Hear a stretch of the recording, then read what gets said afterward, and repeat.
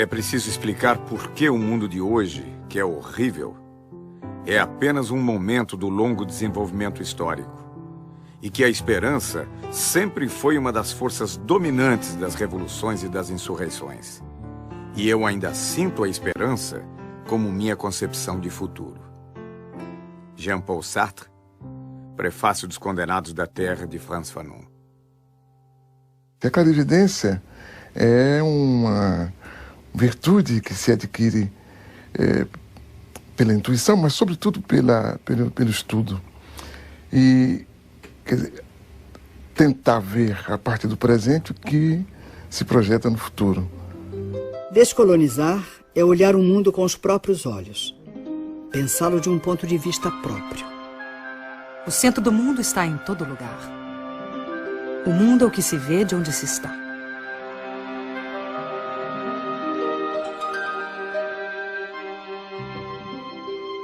O olhar sobre a primeira globalização vem das viagens de descobrimento e conquista.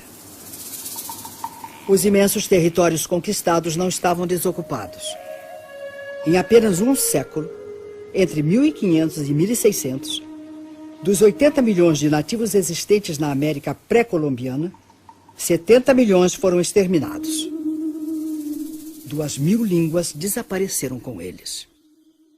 Tupis, quechuas, mapuches tiveram seus territórios ocupados e demarcados arbitrariamente, ignorando-se povos, culturas, línguas, religiões, para facilitar a dominação e o saque de suas riquezas.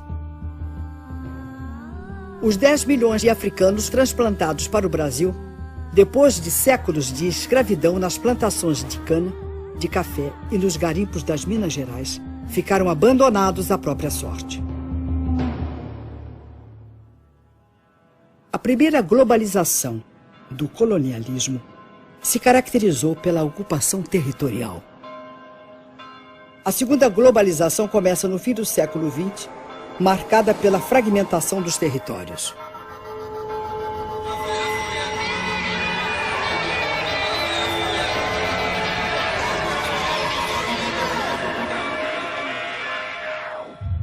O século XX foi o século das revoluções.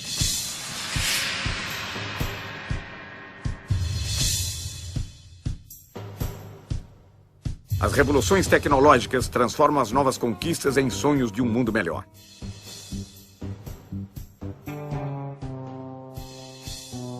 Logo começa o desmonte do estado de bem-estar social. O humanismo, como motor do desenvolvimento e do progresso, é substituído pelo modelo do consumo voraz. O consumo que é hoje o grande fundamentalismo. Esse, sim, é que é o grande fundamentalismo. As técnicas são implantadas nas sociedades e nos territórios a partir de uma política. Hoje, a política das empresas globais. Amanhã, a partir da política dos Estados impulsionados pelas nações.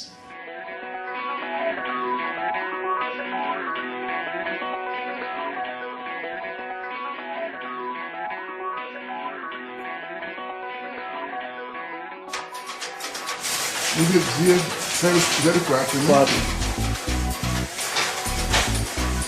Eu nunca pensei que ia chegar lá.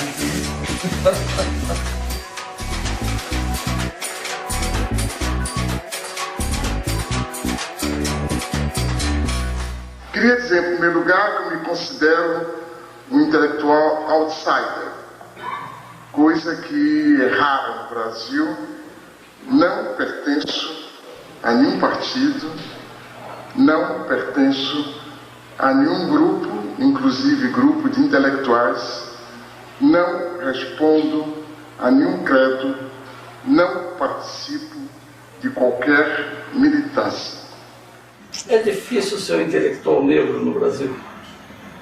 Eu creio que é difícil ser negro e é difícil ser intelectual no Brasil. Essas duas coisas juntas dão o que dão, né? É difícil ser negro porque, fora das situações de evidência, o cotidiano ia ser muito pesado para os negros. É difícil ser intelectual porque não faz parte da cultura nacional ouvir tranquilamente uma palavra crítica, né? Por que a opção pela geografia? Eu acho que foi a opção pelo movimento. O fato de eu ter, quando garoto, me impressionado com as populações que mudavam de lugar, que se transportavam de um lugar para outro. Acho que talvez isso me tenha dado uma dimensão da disciplina.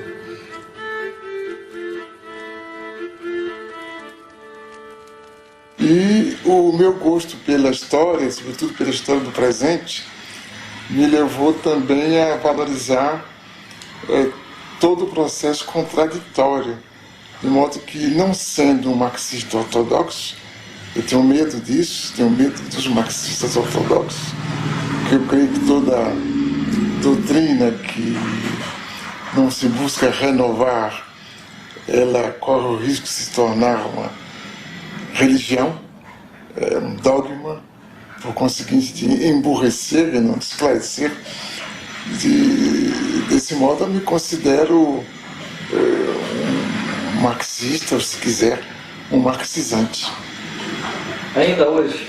Ainda hoje, sobretudo hoje, porque com a globalização, o que sobrou do socialismo, fundado em realidades profundas, como no caso da China, por exemplo, e o mundo ocidental, que nós aprendemos mais a conhecer e a analisar e a interpretar, se tornou todo ele capitalista. Então, se tudo se torna capitalista, obrigatoriamente a contradição se instala, né?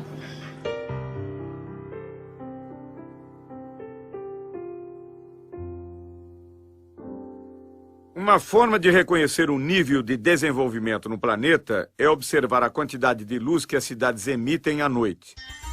A foto de satélite revela um nítido contraste entre o desenvolvimento ao norte e ao sul da Terra. A renda dos 500 indivíduos mais ricos do mundo é superior aos ganhos dos 416 milhões mais pobres. Em 1990, um norte-americano ganhava em média 38 vezes mais que um tanzano. Hoje ganha 61 vezes mais.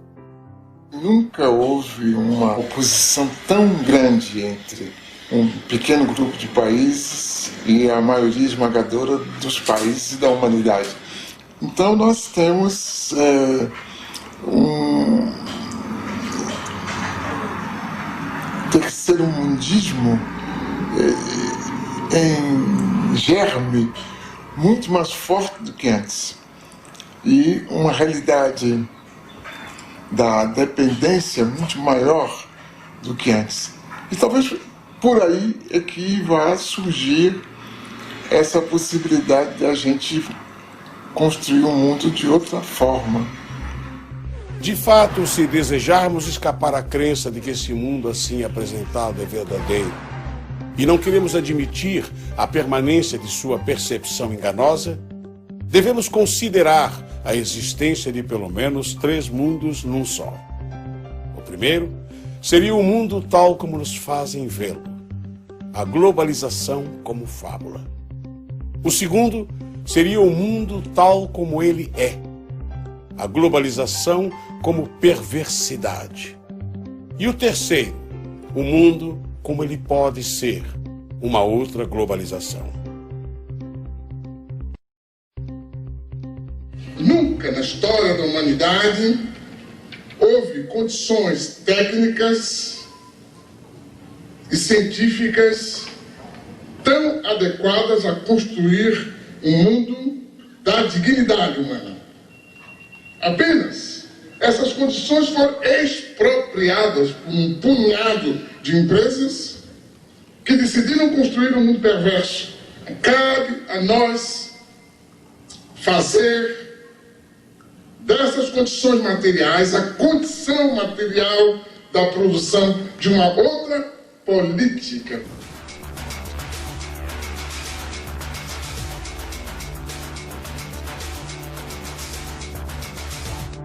Em 1989, uma reunião organizada pelo Instituto Internacional de Economia, em Washington, propôs reformas para que os países da América Latina retomassem a trilha do crescimento e do desenvolvimento.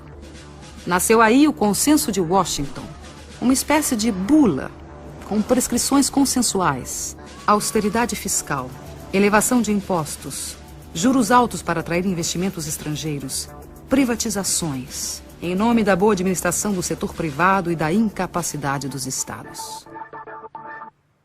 O mesmo sistema ideológico que justifica o processo de globalização, ajudando a considerá-lo o único caminho histórico, acaba também por impor certa visão da crise e a aceitação dos remédios sugeridos.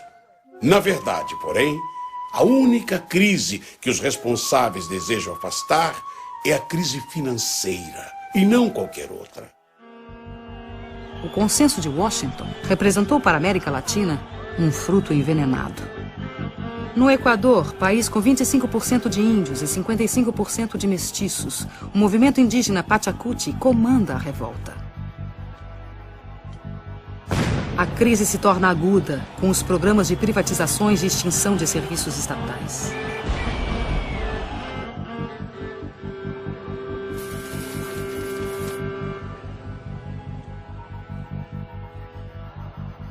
Em janeiro de 2000, a completa dolarização da economia provoca um grave levante popular que termina 15 dias depois com a queda do presidente.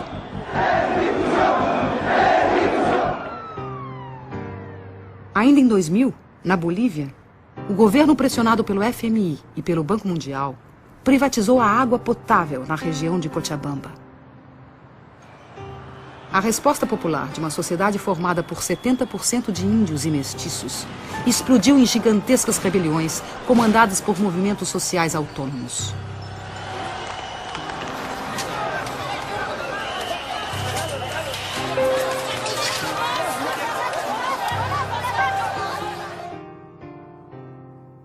O governo perdeu o controle e reagiu como de hábito.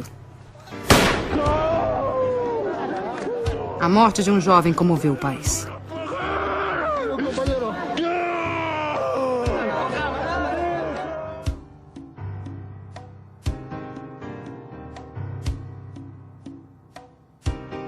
A pressão popular obrigou a desprivatização da água. A decisão e a luta de homens, mulheres, niños e ancianos de todo o povo de Cochabamba. Este es un primer paso que se ha dado, muy pequeño pero importante, de la significación que tiene la democracia. Muchos habíamos pensado que la globalización nos había quitado esa capacidad de poder unirnos, de poder organizarnos, esos sentimientos de solidaridad que la gente tuvo antes, en el pasado, cuando nos contaban sus viejas luchas, nuestros papás y nuestros abuelos. Em seguida, de setembro a dezembro de 2000, mais de 70 pessoas morreram na luta pelo controle do gás e petróleo. Exigíamos la nacionalización e industrialización de nuestros hidrocarburos. Pero como actualmente la clase política que está en el gobierno no nos hicieron caso. De inmediatamente ellos se juegan con el pueblo y todas las leyes y las decisiones que toman en el Parlamento siempre están en contra de los pobres. Nosotros tenemos un lema. Ese lema es el alto de pie, nunca de rodillas. Mira, el kilo de 10 kilos aquí nos está vendiendo a 25 bolivianos y allá a 60 centavos de dólar dice que venden en bruto. Y eso no es justo, señorita periodista, que nos haga de esta manera. Más al contrario, deberíamos de tener nosotros el gas a bajo precio para los bolivianos y para los extranjeros. Hubiese sido en un precio más alto, tal vez así. Pero ni aún así no estamos conformes. No. Aquí queremos que se nacionalice y que se nacionalice. Eso es lo que queremos nosotros. A economia da Argentina foi destruída pela política da ditadura militar e destroçada pelos experimentos do neoliberalismo. Antes la competencia era insuficiente. Teníamos productos buenos, pero muchas veces el consumidor debía conformarse con lo que había sin poder comparar. Ahora tiene para elegir, además de los productos nacionales, los importados. As privatizações e a abertura da economia levaram a uma quebradeira total no país. Fábricas fecharam. Empreendimentos foram abandonados. Trabalhadores converteram-se em cartoneiros catadores de papel.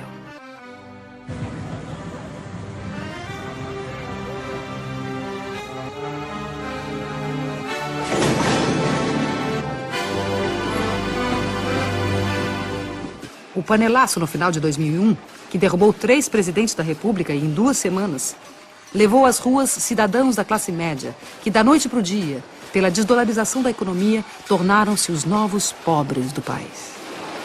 Estamos llenos de canallas, atorrantes vendepatria, sinvergüenza.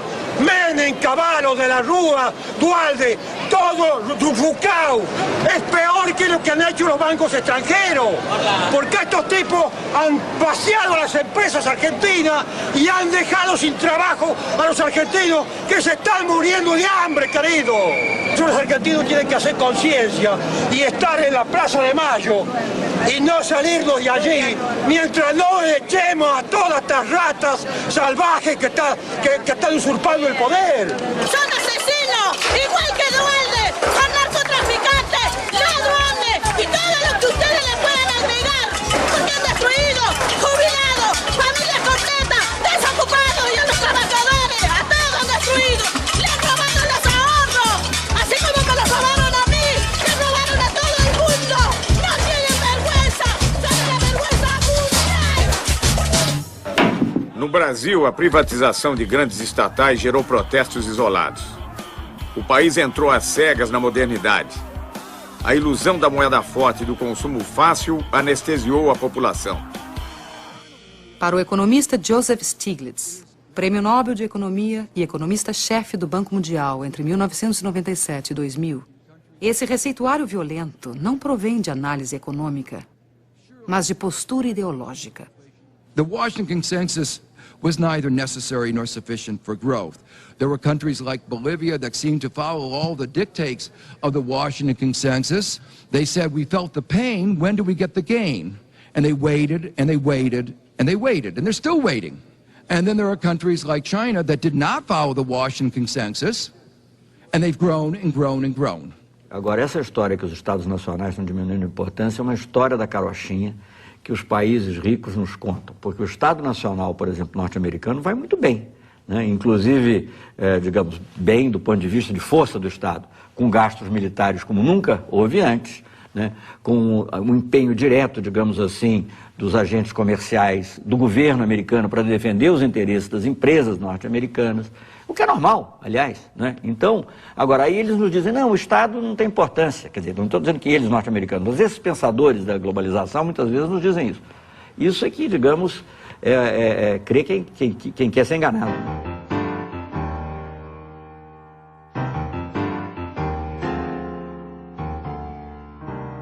O que nós estamos estudando aqui é, sobretudo, essa relação entre globalização, isto é, o grande dinheiro, a grande informação, e o território.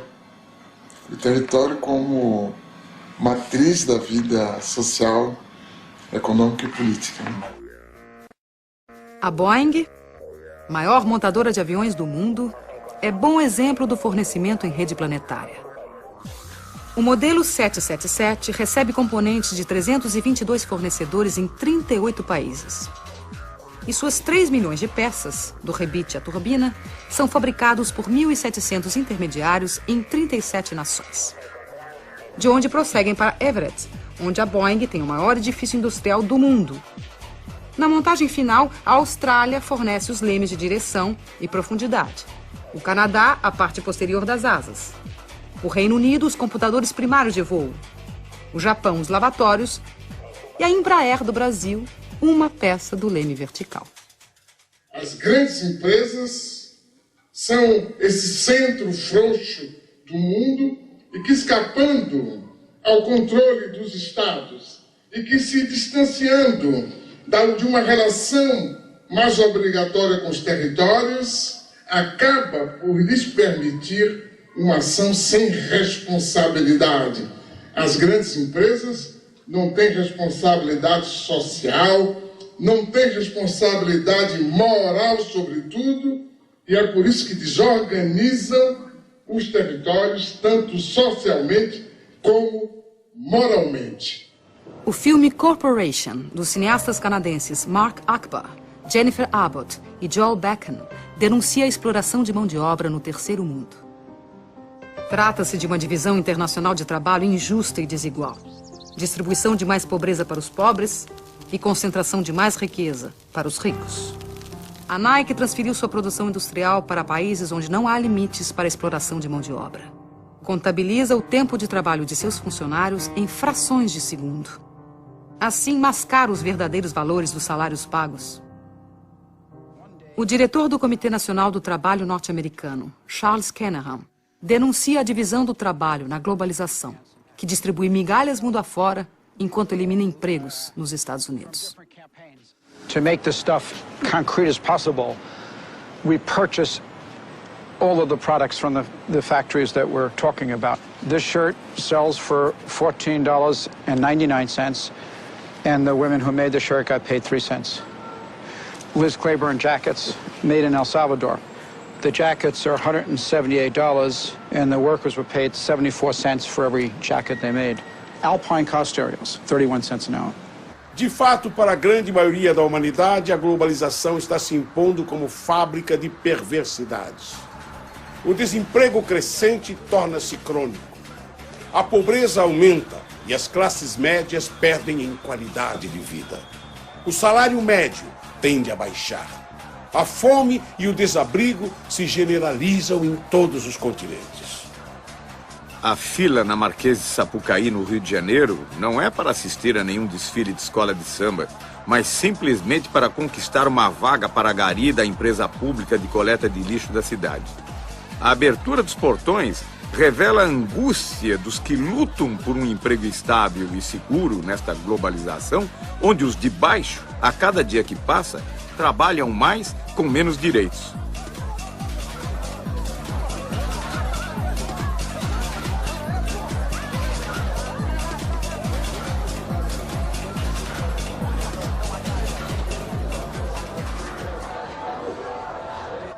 O desemprego aparece já como uma coisa normal. Os arautos da globalização e o aparente Estado explicam que o desemprego é uma condição para chegarmos a mais globalização. Por conseguinte, soframos. Aumentam também o número de pobres. Há mais 600 milhões de pobres hoje do que em 1960. 1,5 bilhão de pessoas ganham menos de $1 por dia. E diante disso, a pobreza é tratada com naturalidade. Alô, amigo, alô, chefia. Seu futuro não pode ser decidido a revelia. Lembra daquele tempo em que seu salário ainda valia mais ou menos 50 anos, eu diria. Alô, amigo, alô, chefia. Seu futuro não pode ser decidido a revelia. Se o presente é omisso, aí fica difícil. Tem que botar a mão na massa, dar um jeito nisso. A humanidade se divide em 2 grupos. O grupo dos que não comem e o grupo dos que não dormem, com receio da revolta dos que não comem. Josué de Castro, em Geopolítica da Fome. A gente descobriu uma coisa importante, que a gente produz muito mais comida do que pode comer. E tanto que na Europa,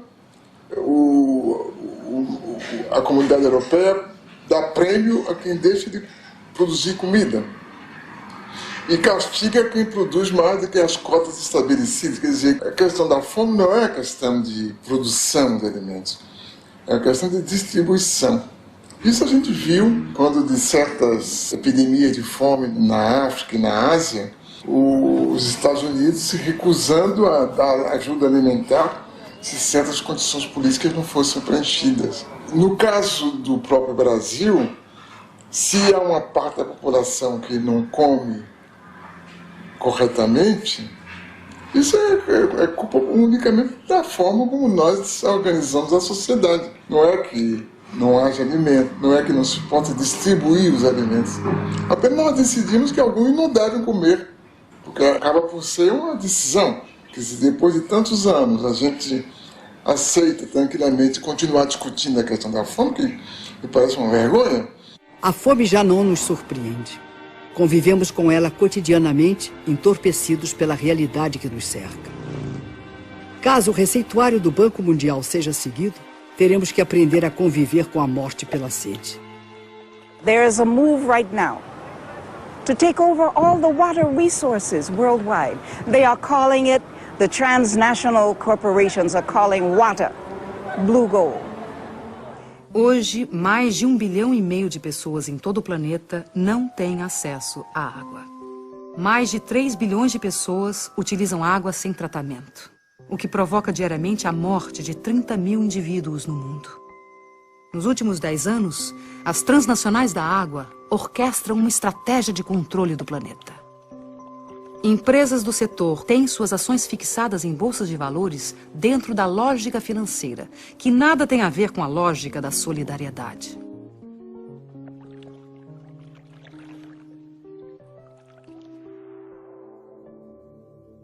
Em março de 2003, aconteceu o 3º Fórum Mundial da Água, em Kyoto, no Japão. Na pauta da discussão estava o tema da privatização dos recursos hídricos.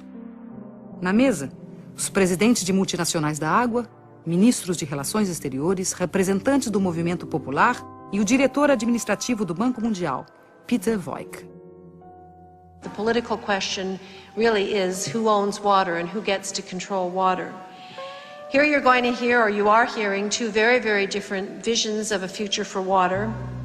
On one side are those who see water as an economic good, to put water on the open market for sale to the highest bidder. On the other hand, you're going to hear the voice of a growing civil society movement who has a vision of water as a part of the global commons and treated as a public trust for all time by governments everywhere. At what point does a corporation not understand that we do not want you there, and when would you leave?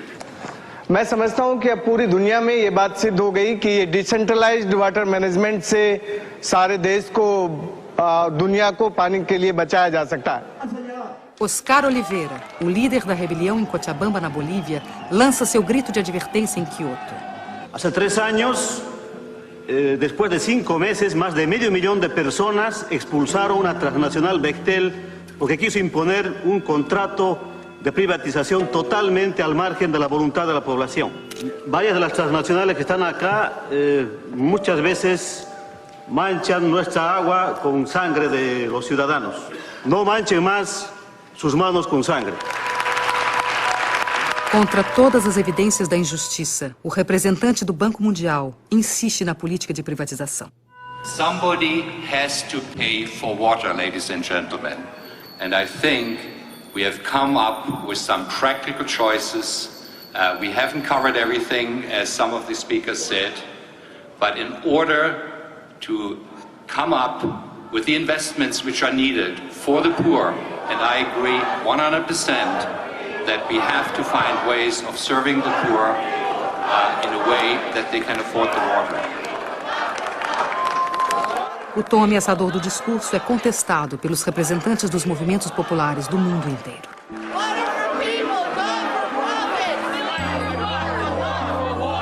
Enough is enough. I see this report as nothing short of an attempt to package poverty for money and for profit. El agua es un patrimonio de la humanidad, es un patrimonio de los seres vivos y nadie puede apropiarse del agua. Por lo tanto, la sociedad civil dice que aquí no hay acuerdo.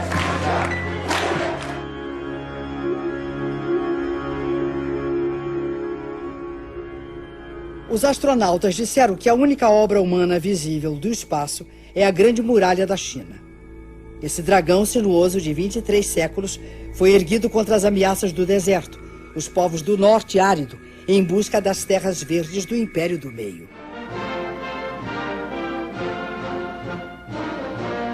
O sonho comunista do internacionalismo proletário, incentivado pela Revolução Soviética de 1917, foi aos poucos substituído pelas barreiras construídas em torno da cortina de ferro. A mais célebre foi o Muro de Berlim, erguido em 1961 para separar a pureza do socialismo das desigualdades do capitalismo. Tinha como missão impedir que as pessoas fugissem do glacial paraíso socialista.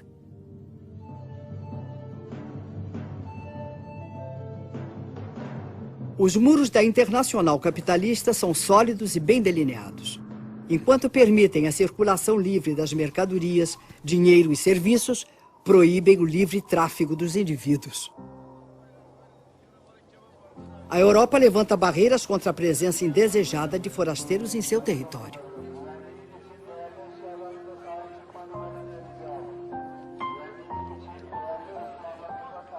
Refugiados frequentemente ficam no meio do caminho, sucumbindo de sede no deserto, afogados no Mediterrâneo, enquanto seus barcos precários naufragam.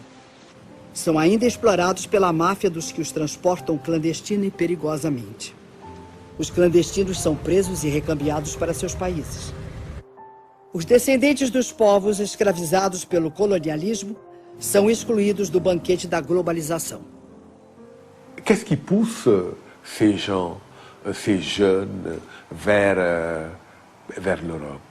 Mais c'est que justement, il n'y a pas de solution. Si vous mettez les économies de ces pays à genoux, avec la complicité de dirigeants que vous avez vous-même installés au pouvoir, mais effectivement, les gens ne vont pas mourir comme ça sans tenter de réagir. Évidemment, une chose peut paraître bizarre. C'est, pour moi en tout cas, toute cette énergie que des jeunes Africains mettent pour aller vivre en Europe. Pourquoi ils ne la mettent pas pour rester chez eux et se battre contre des systèmes politiques corrompus? Nos Estados Unidos, saltar cercas, cruzar rios ou atravessar desertos para vencer os muros que separam a fome do emprego pode provocar muito mais que ferimentos. Podem representar a prisão ou a morte. Armas que mais parecem sair de filmes de ficção científica são utilizadas para impedir a imigração não desejada. As barreiras naturais, o Rio Grande, o deserto e a polícia de fronteira se encarregam do resto. O presidente da República dos Estados Unidos elogia a eficiência do controle de fronteiras para impedir a entrada de brasileiros. Thanks to our actions, Brazilian illegal immigration dropped by 90%. Este controle já custou muitas vidas dos que sonharam um dia fazer a América. Teríamos que recomeçar o debate da civilização, que a gente abandonou. A gente passou a debater o crescimento econômico, né?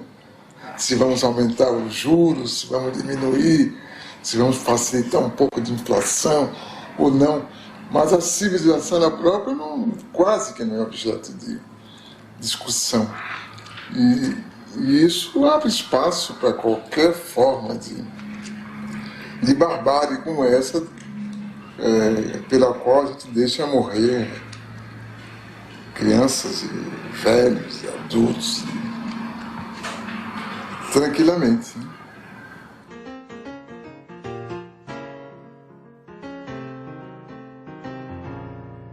O que nós estamos vivendo hoje é que o homem deixou de ser o centro do mundo, né? O centro do mundo hoje é o dinheiro, mas o dinheiro no estado puro. O dinheiro em estado puro só é o centro do mundo por causa dessa geopolítica que se instalou, proposta pelos economistas e imposta pela mídia.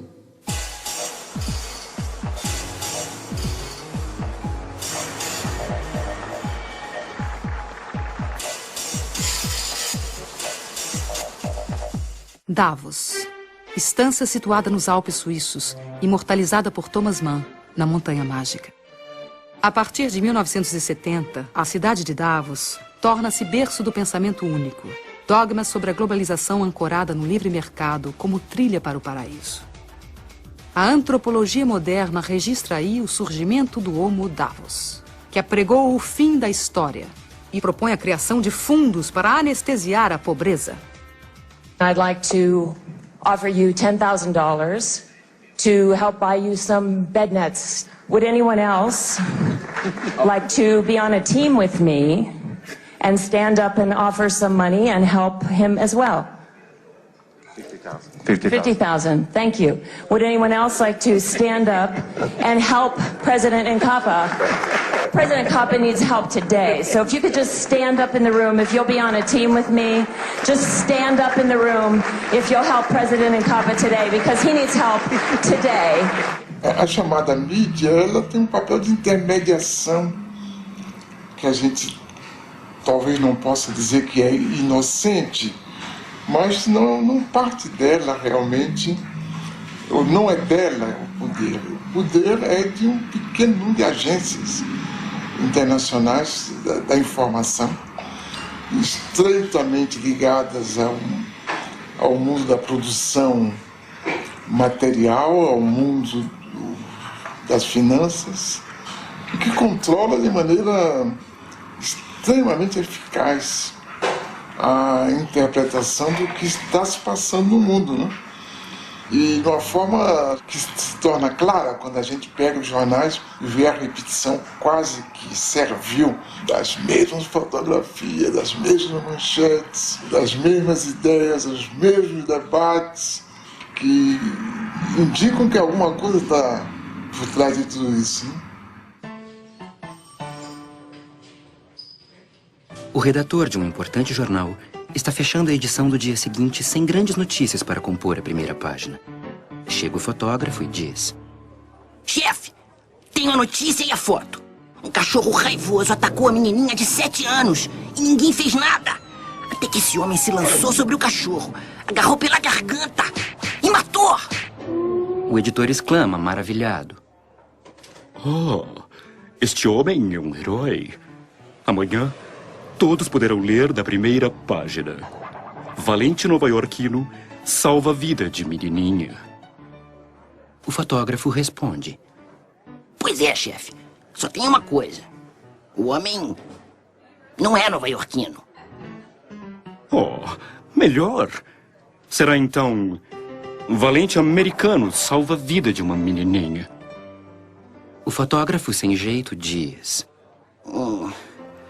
Bem, chefe, ele é árabe. No dia seguinte sai o jornal. Extra, extra! Terrorista árabe massacra de maneira selvagem cachorro americano de raça pura! Extra, extra!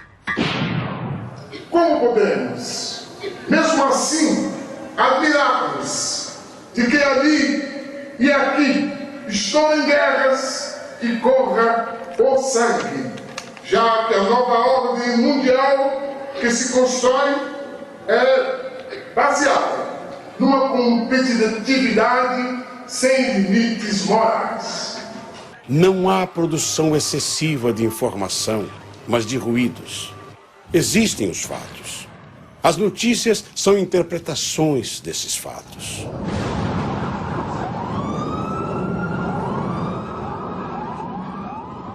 Como as grandes agências de notícias pertencem às grandes empresas, os acontecimentos são analisados de acordo com os interesses pré-determinados.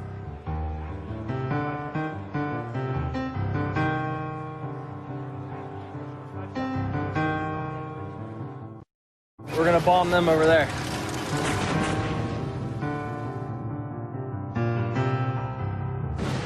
Muitos dos economistas que escrevem em jornais publicam diariamente o desejo das empresas das quais são consultores.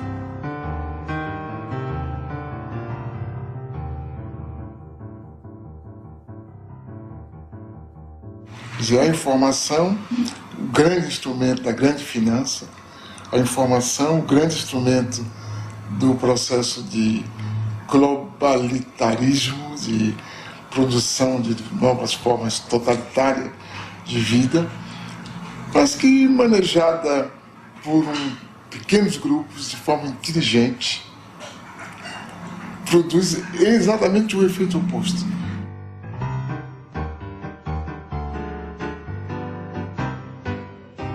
Carlos Pronzato é um poeta, trotamundo dessa nova revolução. Sozinho, com olhar atento e uma pequena câmera amadora, penetra espaços onde os grandes meios não podem ou não querem entrar. Na Bahia, filmou ocupações de casas abandonadas. E eu estou aqui com esse trabalho social para fazer uma instalação elétrica para o pessoal, porque o pessoal são carentes e não tem condições de pagar, e nós estamos aí. Sobre a ocupação de uma fábrica falida, mostrou o simples desejo do trabalho. Nos quedamos esperando a la empresa, a los patrones que nos trajeran algo. No aparecieron. Teníamos miedo, ¿viste? Bueno, después nos sentábamos ahí, los vecinos nos ayudaban porque no teníamos plata para viajar, no teníamos plata para comer, para nada. Y un día dijimos, bueno, ¿qué vamos a seguir acá sentados esperando que vengan ellos? Entonces empezamos a trabajar, a producir y a vender. Y así, ¿viste? Seguimos. Seus filmes correm mundo afora. Em escolas, sindicatos, pequenos cinemas, seguem globalizando um outro olhar sobre os fatos, sobre as lutas, sobre esse novo tempo. Eu resolvi entrar de fato no movimento popular como uma ferramenta de transformação concreta que podia ser o vídeo, porque não é só filmar, sino estar inserido dentro do movimento. Como eu me considero um manifestante com câmera, então eu tenho que estar aí trabalhando dentro do movimento popular ativamente.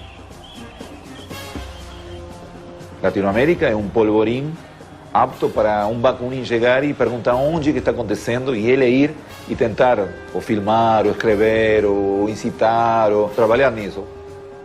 Então, minha utopia é um pouco essa. É você não entrar na corrente, na onda do não é possível fazer nada, porque nada será possível.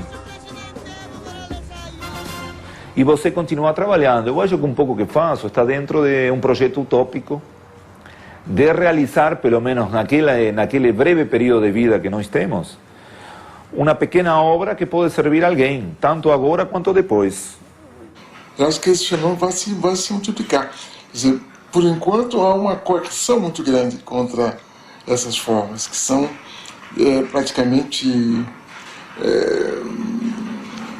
limitadas no seu elan renovador, pela falta de recursos financeiros, pela legislação que favorece a vida dos gigantes. Mas eu creio que, como há uma demanda que vem de baixo e que é muito forte, é explosiva, a gente vai certamente daqui a pouco ter outra coisa.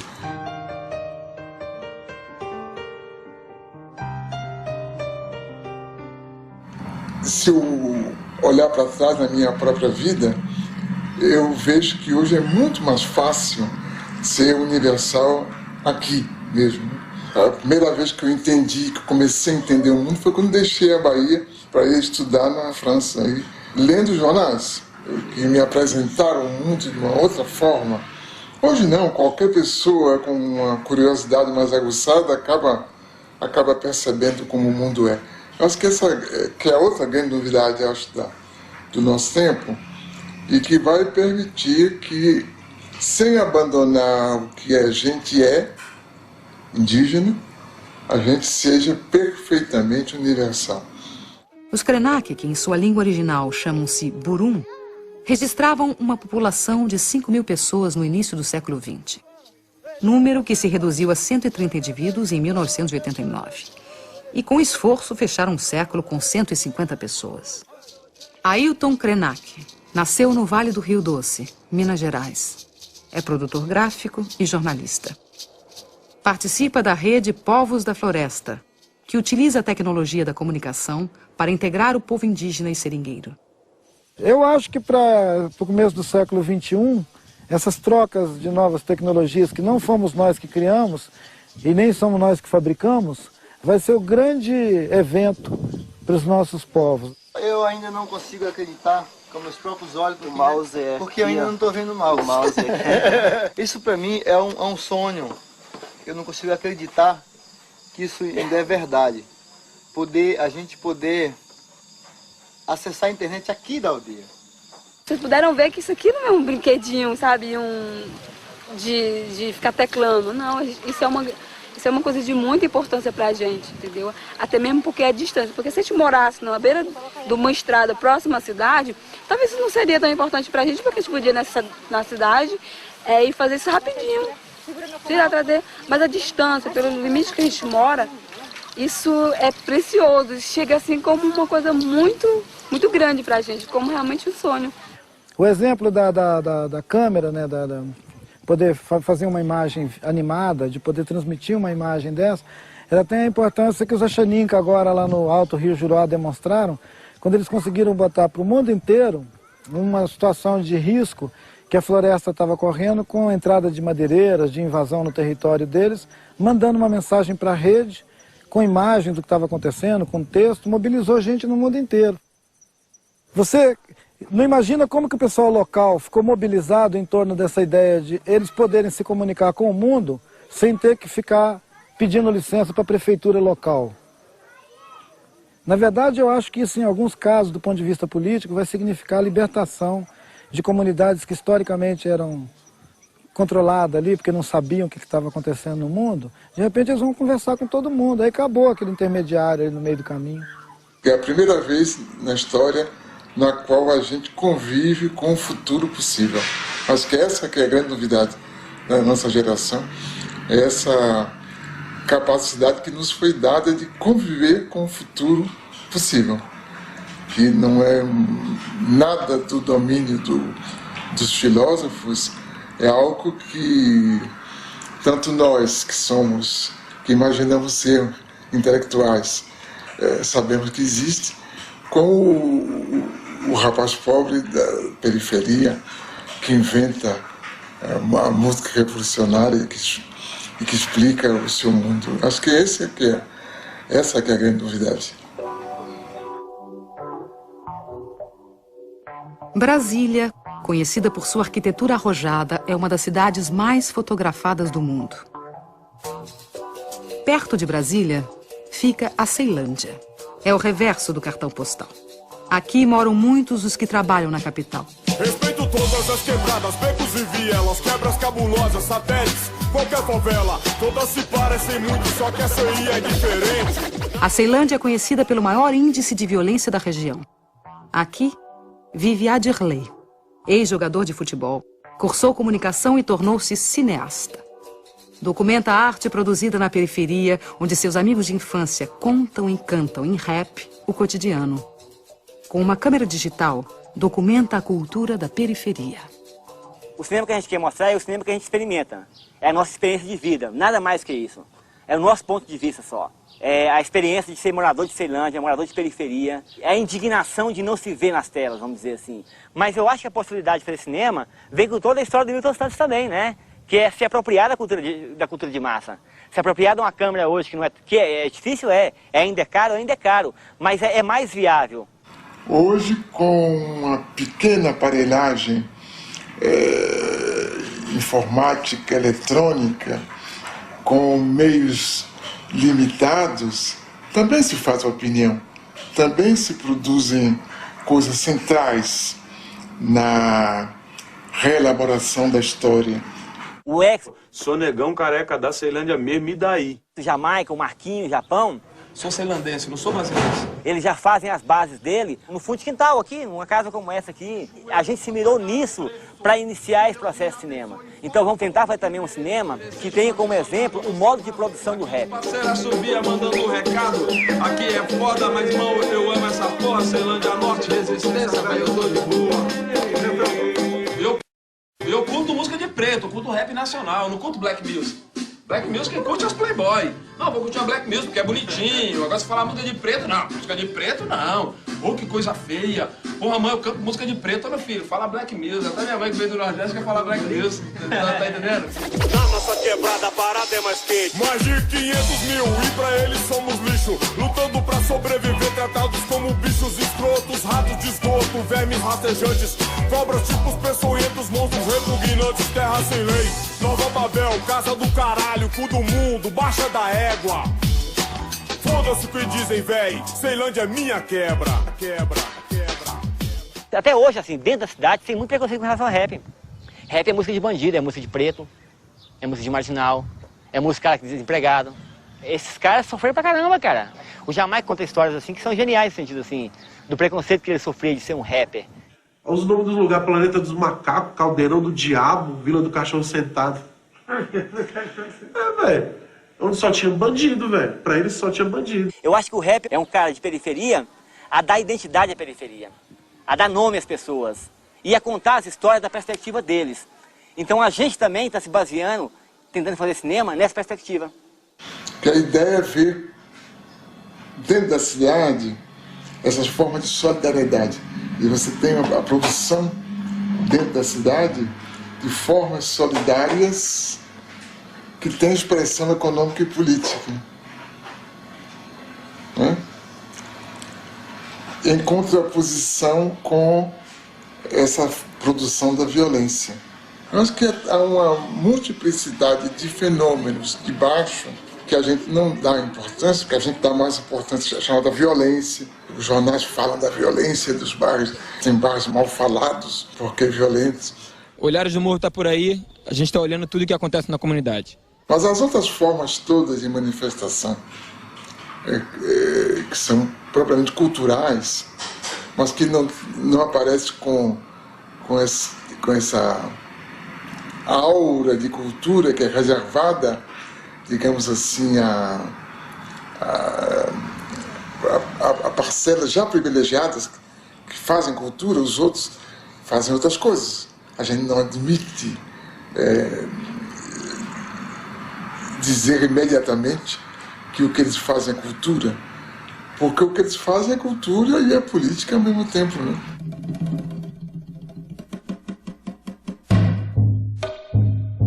Japeri é um município, é o segundo município mais pobre do estado do Rio de Janeiro.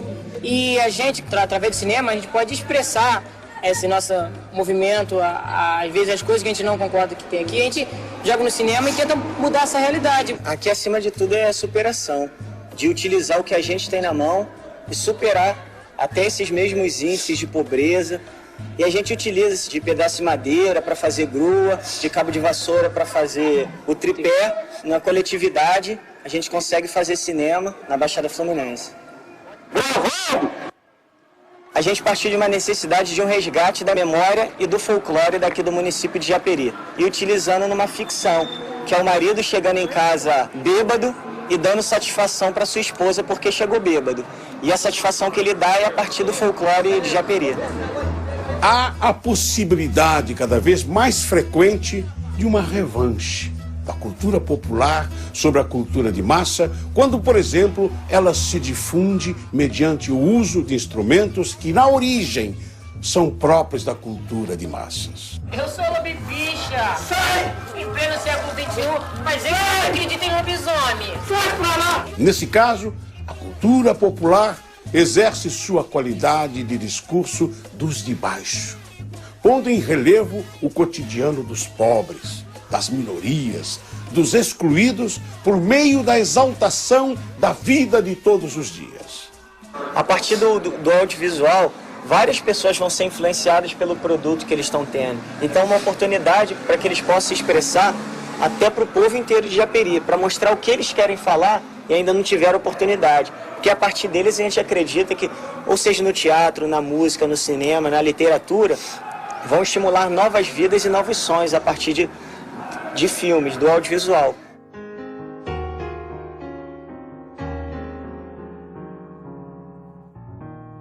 Eu estou seguro de que o período tecnológico da história do homem está terminando.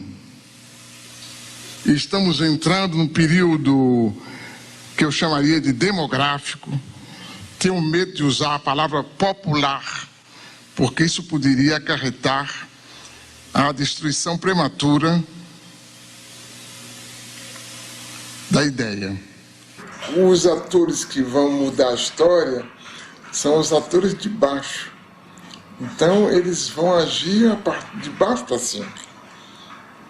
Os pobres em cada país, os países pobres dentro dos diversos continentes, os continentes pobres face aos continentes ricos. De tal forma, nós não vamos ter uma evolução sincronizada como essa, digamos assim, do processo de globalização. Haverá explosões aqui e ali, em momentos diferentes, mas que serão impossíveis de conter. Vamos tudo queimar isso tudo, senão o Estado não ouve a gente. Eu acho que quando a gente abre um jornal, ou olha a televisão, se a gente pode interpretar o que está por trás de tudo isso, a gente já vê que são outras formas de explosão ligadas à religião. Por exemplo, essas religiões aguerridas, como os muçulmanos, né? Que têm uma formidável força intelectual e moral também nisso, face à nossa civilização greco-ocidental. Esse combate silencioso que é feito, por exemplo, por esse 1 bilhão e 100 milhões de pessoas na Índia, cuja formidável preocupação é a produção do conhecimento, e que a gente nem sabe direito que eles têm essa religião do conhecimento, né? Que eles utilizam em benefício da sua própria nação. Essa outra coisa extraordinária que é a China, né? Que a gente imagina que está se tornando capitalista, mas que na realidade está usando ao seu modo os instrumentos que o nosso tempo oferece. Acho que todas essas formidáveis mudanças é que vão garantir essa produção de um mundo novo. Nos últimos 25 anos, a economia da China, país de 1 bilhão e 300 milhões de habitantes, vem crescendo a uma média de 9% ao ano. A China combinou o planejamento de Estado com mecanismos de mercado. Atraiu capitais externos e novas tecnologias. Essa reviravolta é resultado de pesados investimentos em técnicos e pesquisadores. Existem no país mais de 1.000 universidades. Formam-se por ano 450 mil engenheiros, 50 mil mestres e 8 mil doutores. O governo incentivou a industrialização rural e a multiplicação das pequenas e médias empresas no campo. A ocupação agressiva do mercado ocidental com produtos chineses de baixo custo passou a preocupar os defensores do livre mercado. La globalizzazione va bene se le regole sono uguali per tutti. Questo è o problema. A adoção da propriedade privada, os baixos salários aceitos para atrair as transnacionais, os altos índices de poluição, demonstram o quanto a China se dispôs a abrir mão de seu projeto ideológico em troca do desenvolvimento econômico.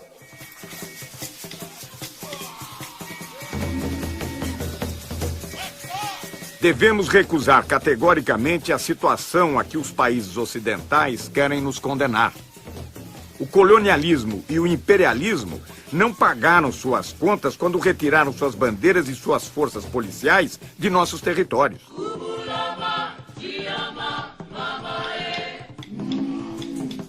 Durante séculos, os capitalistas estrangeiros se conduziram no mundo subdesenvolvido como verdadeiros criminosos.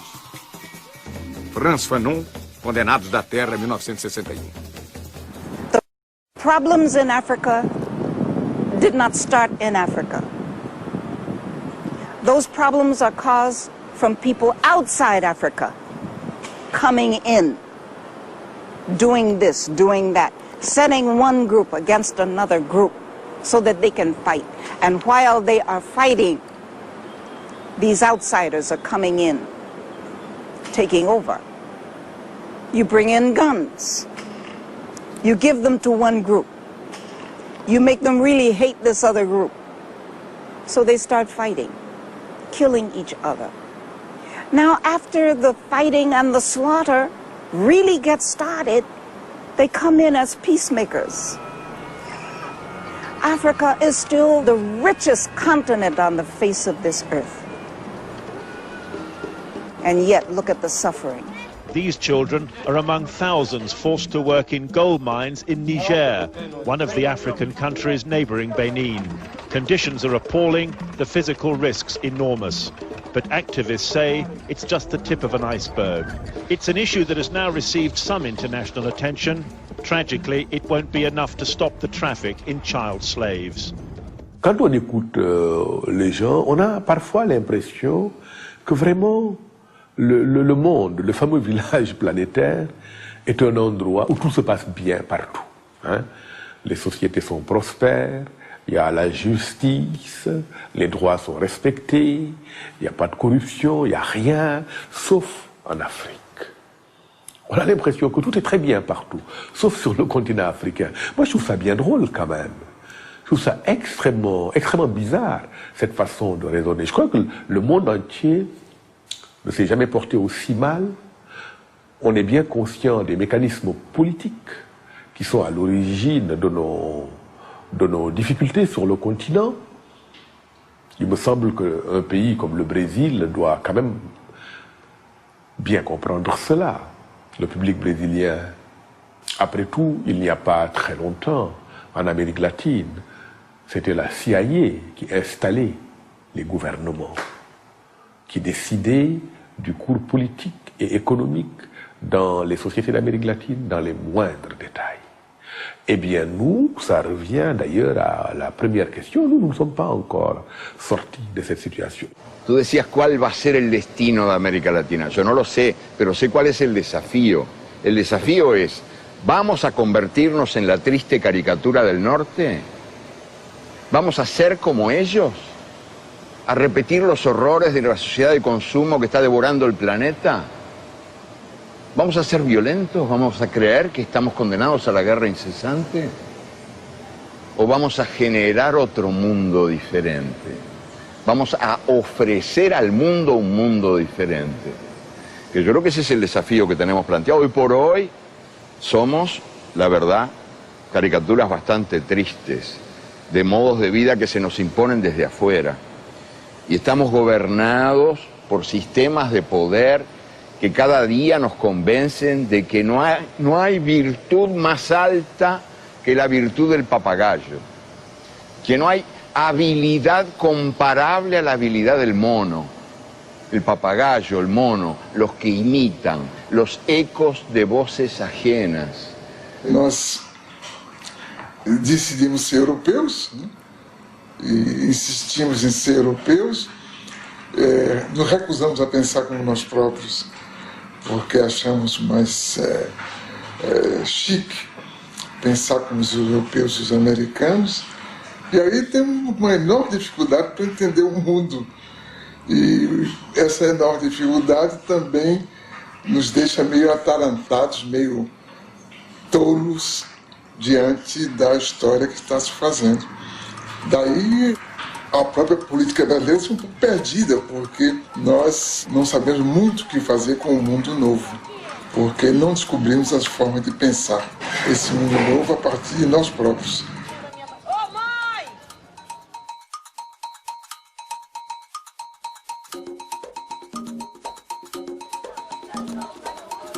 Eles vêm do mundo do sul, de uma comunidade pobre, moradias precárias. Eles vêm do mundo do norte. Querem ver de perto como vive esta gente nos trópicos. Hoje é dia de festa. Essas pessoas vão para um passeio organizado num dos mais movimentados shoppings da zona sul do Rio de Janeiro. Passeio de bacana. Dia de festa. São os suspeitos de sempre. Vocês estão indo pra onde? Nós estamos indo ao shopping. Qual shopping? Ainda não foi tido, não. O que a gente escolher, a gente vai lá. A gente vai passear só no shopping. Vamos só comer um pãozinho com uma mortadela no shopping. Então, Pacífico, posso cortar com isso?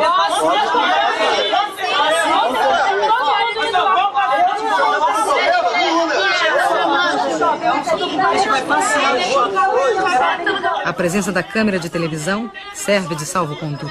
Então vamos lá. Tem direito, lógico. A gente não tinha direito. Tem direito. Os turistas buscam aventura. Vão fazer safari urbano em uma das maiores favelas do Brasil. O passeio na Rocinha inclui paisagem, violão e uma modesta barraca de souvenirs. Ambiente hostil, condições externas extremas, extremamente inóspitas a novas ideias, mobilidade relativa. O meu trabalho é um trabalho tão simples, o que os outros vão dizer? Aí fica difícil para mim. O encontro inesperado entre os habituês do shopping e o sem-teto provoca surpresas. Observam e são observados. Muito bom! Uns perdidos, outros também perdidos. Os turistas penetram nas casas alheias, passeiam por becos e ruelas. Encontram mais riqueza nas vidas do que nos objetos. A variedade de brinquedos desperta o desejo nas crianças. Os meninos se divertem como pequenos Ayrton Sennas neste mundo onírico e inacessível. A senhora sonha com uma joia rara. A moça com calça justa. O rapaz veste um elegante robe de chambre. Outro protesta contra o preço dos produtos. Ô maluco, tu trabalha na loja, quanto tempo você trabalha para comprar uma calça dessa? São solidários. Dividem entre si o pão com mortadela, enquanto dividem a mesa com os outros frequentadores.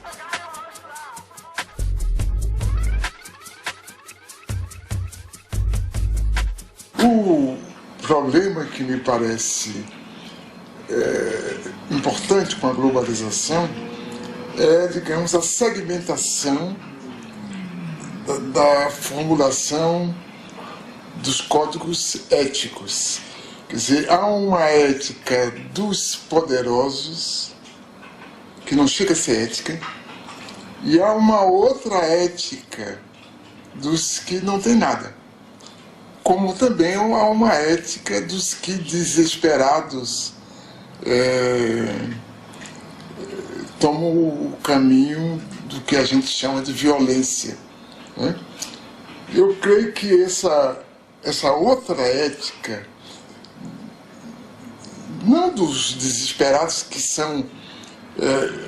que praticam a violência gratuita, mas dos que querem grandes mudanças, é cada vez mais compreendida nas camadas mais baixas da sociedade. Mas ela tem contra ela toda uma formulação dessa ética dos poderosos e do direito escrito e da concepção dos juízes e da justiça quanto o que é a convivência social. Não importa.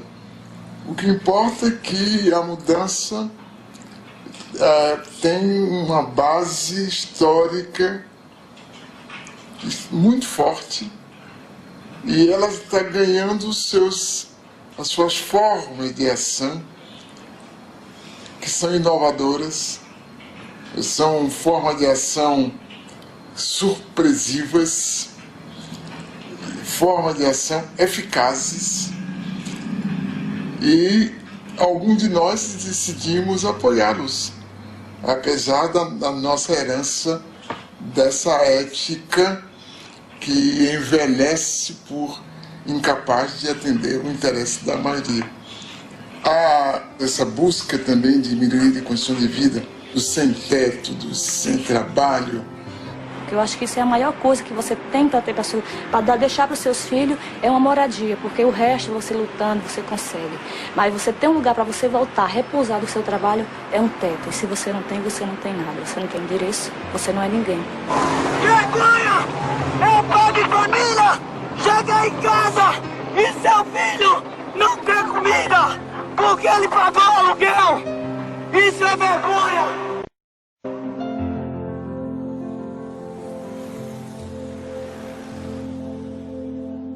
O direito à moradia é um direito humano garantido na Constituição brasileira, nas convenções internacionais e na Conferência do Habitat 2. Então, o que a gente está querendo aqui é que se seja que sejam válidos os direitos que já são garantidos pela própria Constituição Federal, né? Eu não acredito muito que a gente viva numa democracia, porque eu ainda acredito muito que a gente vive no sistema do capitalismo. Quem manda é quem tem o poder. Quem não tem nada, não tem nada. É tipo um ditado que existe aí, que você vale aquilo que você tem no bolso. Se você vale aquilo que você tem no bolso, no momento eu não valho porra nenhuma porque eu não tenho nenhum centavo. A primeira providência que tomaram, né, para fazer com que a gente recue da nossa proposta de ocupação foi cortar os serviços essenciais.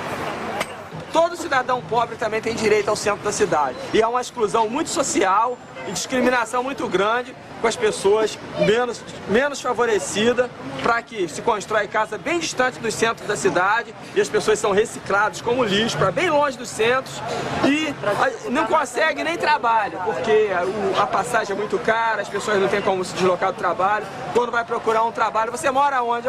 Tem que gastar 5, 6 reais de passagem, você já tem dificuldade até aí. Passam 4, 5 horas no ônibus para chegar no local de trabalho.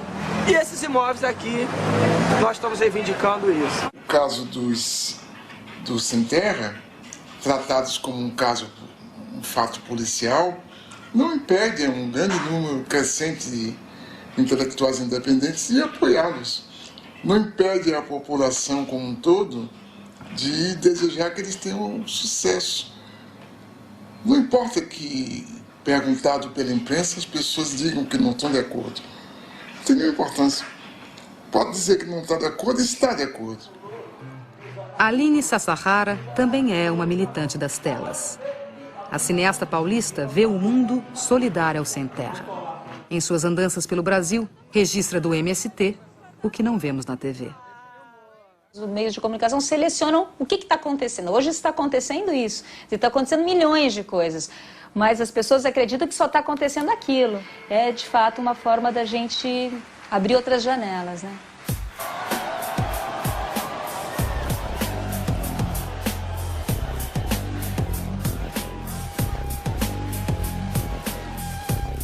A Escola Nacional Florestan Fernandes, construída pelos próprios trabalhadores do MST, é a primeira universidade popular do Brasil, feita para capacitar os camponeses e seus filhos e prepará-los para um modelo de desenvolvimento solidário.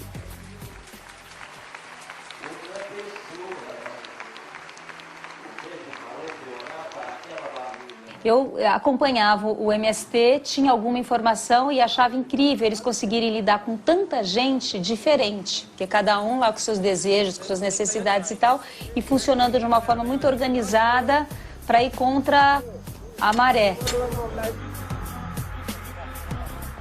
A marcha foi um momento de encontro, parecia que todo o movimento estava reunido ali.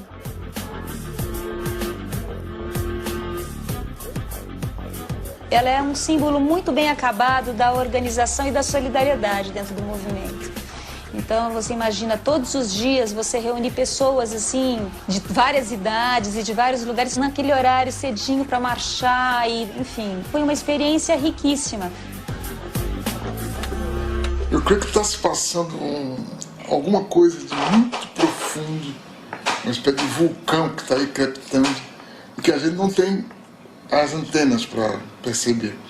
A gente é chamado a pensar na violência, como era definida tradicionalmente. Mas a gente não entende, não compreende, não domina o mecanismo intelectual dessas formas novas de solidariedade e de reivindicação. Porque o Brasil jamais teve cidadãos. Nós, a classe média, não queremos direitos, nós queremos privilégios. E os pobres não têm direito. Não há, pois, cidadania neste país. Nunca houve.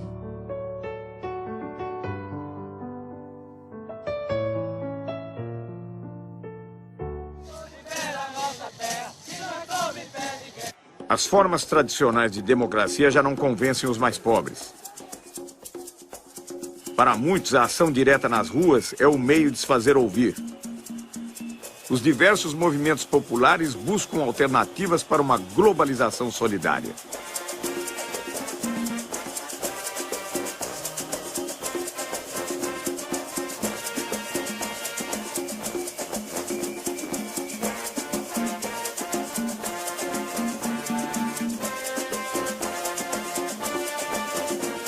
Não sei se é bom ou ruim que haja um déficit de organização, porque toda forma de organização é também uma forma de constrangimento na produção de comportamentos completamente livres. Talvez, nesse primeiro momento, não seja ruim essa desorganização se ela for acompanhada da parte dos intelectuais, da produção, da compreensão das condições nas quais estamos vivendo.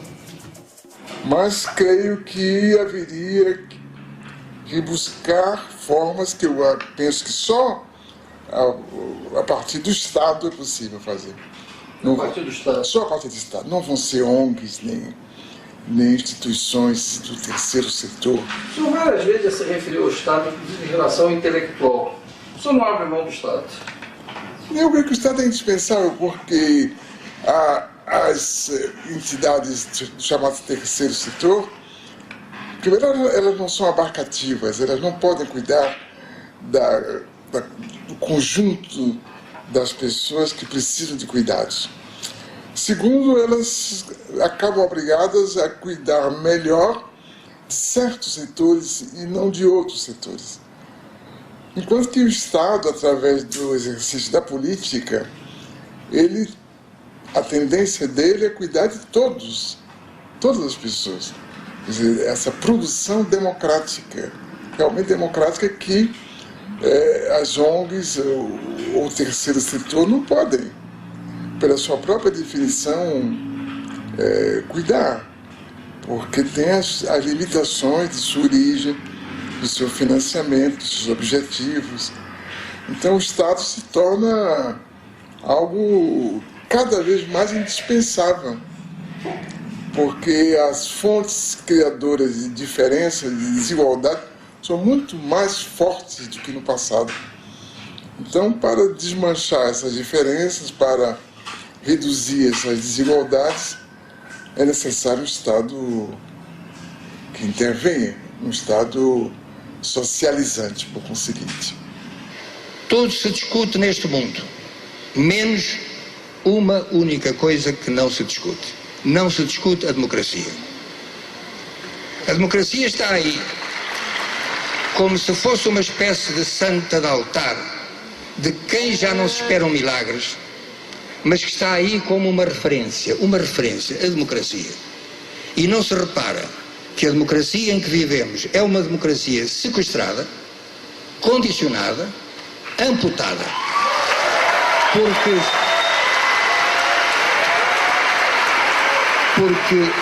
o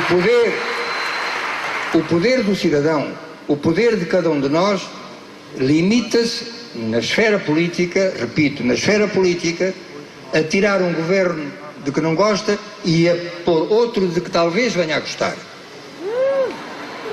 Nada mais. Mas as grandes decisões são tomadas numa outra esfera e todos sabemos qual é. As grandes organizações financeiras internacionais, os FMIs, as Organizações Mundial de Comércio, os bancos mundiais, a OCDE, tudo isso, nenhum desses organismos é democrático.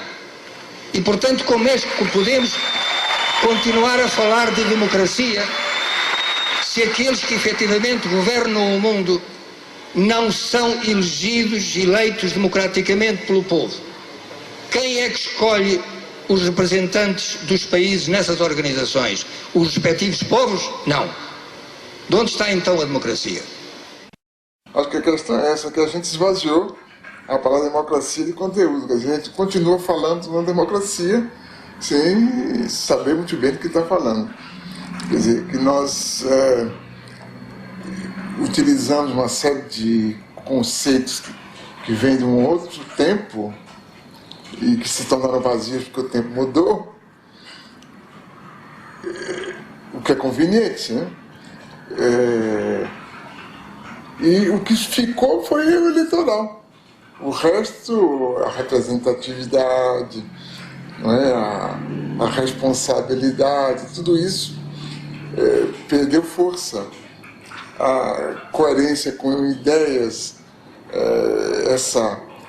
a transparência só é possível se os partidos têm claramente ideia, porque senão de que a gente está falando, né? Se a gente não souber o que é que os partidos querem fazer de nós, né?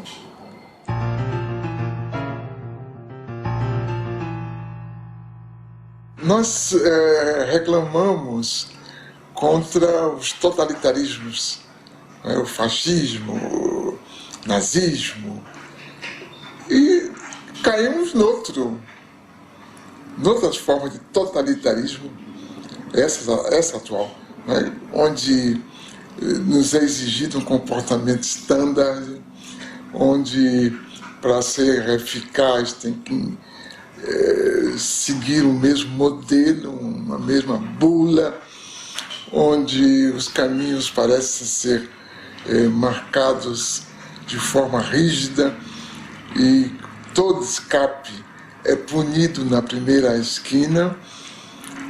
Então, acho que nunca houve um mundo que espalhasse que a liberdade é a forma suprema de vida e, ao mesmo tempo, suprimisse a verdadeira liberdade, porque essa carência de liberdade que compromete, inclusive, o exercício da cidadania, eu creio que é uma marca de nosso tempo que mais cedo ou mais tarde vai se mostrar insuportável, como os totalitarismos tiveram seus dias também contados, né?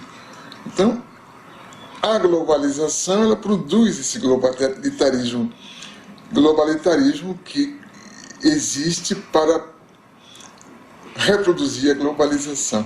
Eu acho que é esse ciclo vicioso que a gente vai ter que quebrar através, digamos, da produção de formas democráticas que sejam realmente democráticas.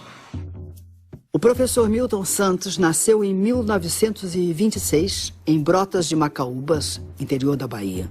Neto de escravos, filho de professores, foi alfabetizado em casa pelos pais. Formado em Direito, em Salvador trabalhou como jornalista. Foi para a França, de onde voltou em 1958, doutor em Geografia. O golpe militar de 64 obrigou-o a sair do Brasil. Morou na França, Tanzânia, Venezuela, Estados Unidos, Canadá. Escreveu 40 livros. Recebeu o título de doutor honoris causa por 20 universidades e o prêmio Vautrin-Lud, o mais importante no mundo em geografia. Pensou a economia espacial, a urbanização latino-americana e vislumbrou uma utopia para o século XXI na condição de geógrafo no terceiro mundo. Eu creio que as condições da história atual permitem ver que outra realidade é possível. Essa outra realidade é boa para a maior parte da sociedade. E nesse sentido, a gente é otimista. A gente é pessimista quanto ao que está aí, mas otimista quanto ao que pode chegar. Virar uma globalização solidária? Sim. Acho que a humanidade está destinada Que bom. Que na verdade nunca houve humanidade, agora está vendo, né? É verdade. Acho que essa que é a coisa. Então nós estamos fazendo os ensaios do que será a humanidade. Nunca houve.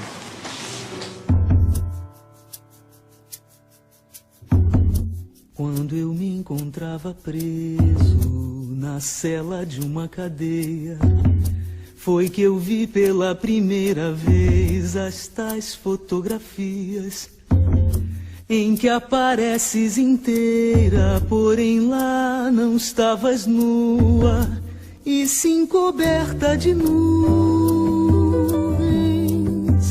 Terra, terra,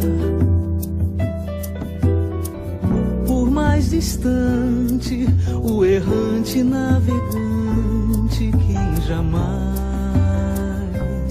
te esqueceria.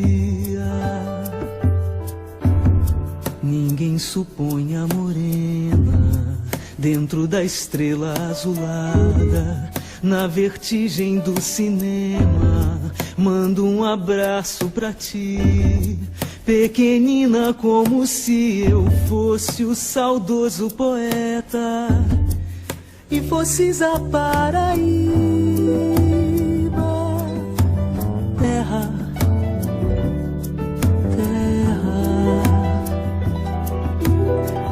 Por mais distante, o errante navegante, quem jamais te esqueceria. Eu estou apaixonado por uma menina terra, signo do elemento terra, do mar se diz terra vista. Terra para o pé firmeza, terra para a mão carícia. Outros astros lhe são guia.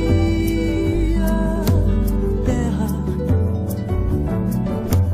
terra. Por mais distante, o errante navegante que jamais te esqueceria.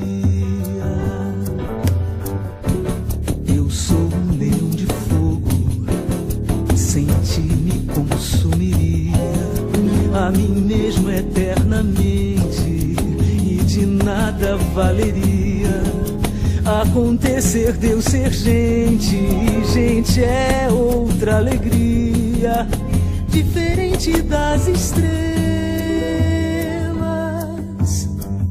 Terra, terra,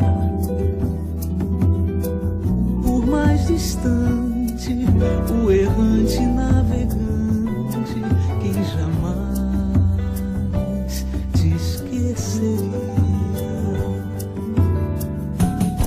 De onde nem tempo nem espaço, que a força mande coragem pra gente te dar carinho durante toda a viagem que realizas no nada, através do qual carregas o nome da tua carne. Terra, terra. Por mais distante, o errante navegante que jamais te esqueceria. Nas sacadas dos sobrados da velha São Salvador, há lembranças de donzelas do tempo do imperador. Tudo, tudo na Bahia faz a gente querer bem. A Bahia